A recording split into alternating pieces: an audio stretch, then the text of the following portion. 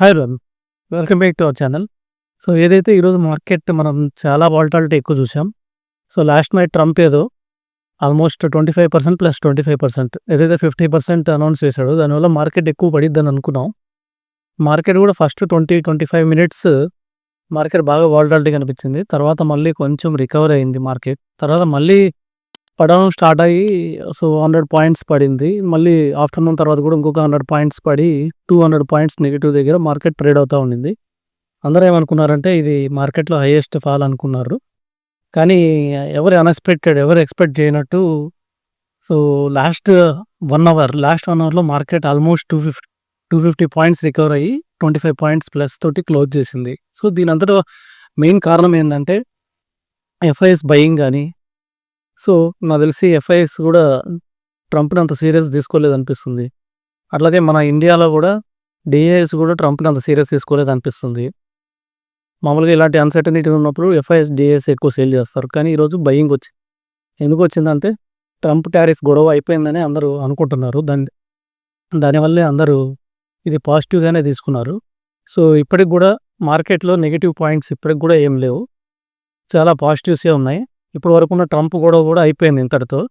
So ఫ్యూచర్లో అంతా green డేసే మనకు కనిపిస్తున్నాయి. మేబీ ట్రంప్ టారిఫ్ వల్ల ఎఫెక్ట్ ఏదైతే ఉందో నెక్స్ట్ ఒక 2-3 డేస్ మార్కెట్లో వాలటాలిటీ ఇట్లాగే కనిపించే అవకాశం ఉంది.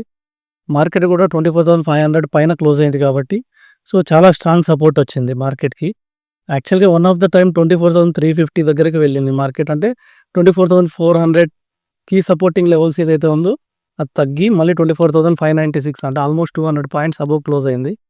సో దీనివల్లే మనం చాలా దేశాలతో కూడా ఏదైతే ఫ్రెండ్షిప్ కంటిన్యూ చేస్తున్నామో, మోడీ ఏదైతే ఎన్ని కంట్రీస్ తిరిగి ఫ్రెండ్షిప్ స్టార్ట్ చేశాడో సో వాళ్ళకి ఎక్స్పోర్ట్స్ స్టార్ట్ అవుతాయి.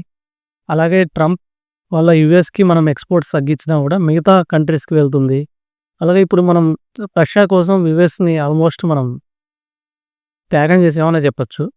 సో ఎందుకంటే రష్యా మనకి ఎక్కువ యుఎస్ కన్నా కూడా మిలిటరీ మనకి మనకు తెలిసినట్టే సో పెద్ద పెద్ద మిలిటరీ ఏదైతే ఉన్నాయో సో అవన్నీ మనం రష్యా నుంచే, రాఫెల్ కూడా మనం రష్యా నుంచే తీసుకున్నాం.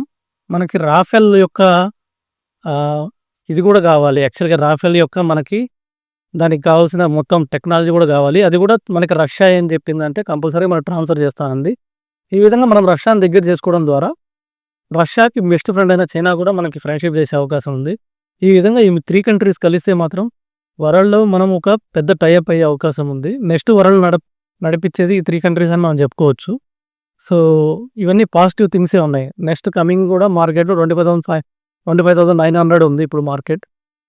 24,590 ఈ 24,590 కానీ నెక్స్ట్ కానీ ఇంకొక 1-2 డేస్ అబోవ్ క్లోజ్ అయితే మాత్రం next leg of rally 25,000 market వెళ్ళిపోయే అవకాశం ఉంది. అది కూడా అలా కంటిన్యూ చేస్తే ఇయర్ ఎండ్కి మనం అనుకున్న టార్గెట్స్ 26,000, 27,000 కూడా అచీవ్ అయ్యే అవకాశం మార్కెట్లో ఎక్కువ కనిపిస్తుంది. సో ఒక రకంగా మనకి ట్రంప్ మంచి చేశాడని చెప్పుకోవచ్చు.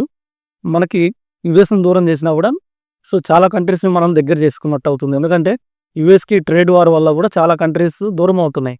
సో లైక్ బ్రెజిల్ కూడా 50% ఫేస్ చేస్తుంది, చైనా 51% ఫేస్ చేస్తుంది.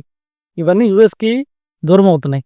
ఏదో చిన్న చిన్న కంట్రీస్ బంగ్లాదేశ్, పాకిస్తాన్, మలేషియా, ఏదో చిన్న కంట్రీస్ మేబీ యుఎస్కి దగ్గర కావచ్చు, వాటితో మన సంబంధం లేదు. ఎందుకంటే మనది పెద్ద జీడిపి, మనం వరల్డ్ 4th లార్జెస్ట్ ఉన్నాం కాబట్టి.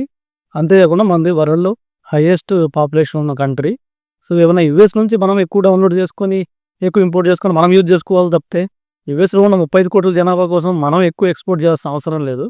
అలాగే వరల్డ్లో కూడా ఇదే కంటిన్యూ అవుతుంది కాబట్టి సో నెక్స్ట్ మనం సో ఇది ఒక పాజిటివ్ థింగ్ అనుకోవచ్చు. ఏదైతే డిమానిటైజేషన్ కానీ సో అలాగే ఇలాంటి డేర్ నిర్ణయాలు ఏదైతే తీసుకున్నారో గవర్నమెంట్, సో ప్రజెంట్ కూడా ఇది వన్ ఆఫ్ ద డేరెస్ట్ అనుకోవచ్చు. దీనికి చాలా వ్యూహం ఉంది ఫ్యూచర్లో. సో ఇండియా ఒక బలమైన శక్తిగా ఎదగడానికి ఇది ఒక మేజర్ పాయింట్ మనం అనుకోవచ్చు. ఇంకా ముఖ్యమైన విషయాల కోసం మా ఛానల్ సబ్స్క్రైబ్ చేసి సపోర్ట్ చేయండి. Thank you.